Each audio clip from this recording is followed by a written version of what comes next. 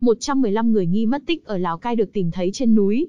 Phát hiện dấu hiệu sạt lở, 115 người dân thôn Kho Vàng, xã Cốc Lầu, đã chạy lên núi trong đêm. Chính quyền địa phương nghi họ mất tích. Ngày 12 tháng 9, ông Nguyễn Văn Tuấn, Chủ tịch Ủy ban Nhân dân xã Cốc Lầu, huyện Bắc Hà, cho biết chính quyền đang chuẩn bị lương thực đưa lên núi tiếp tế cho 115 người, của 17 hộ dân thôn Kho Vàng.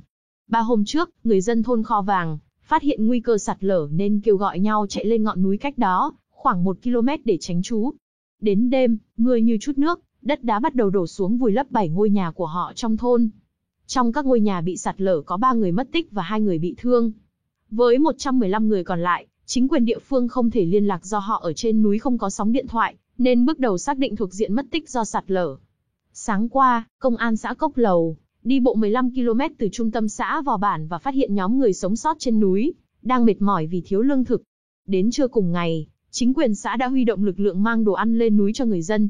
Khu vực bản của các hộ dân vẫn còn nguy cơ sạt lở, nên chúng tôi bố trí mọi người tiếp tục ở trên núi, khi tình hình ổn định sẽ đưa họ trở về, ông Tuấn nói.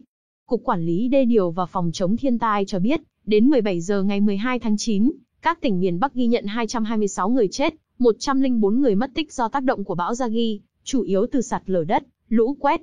Trong đó, Lào Cai thiệt hại nặng nhất với 98 người chết, 81 người mất tích. Yên Bái 42 người chết, Cao Bằng 43 người chết và Quảng Ninh 15 người chết.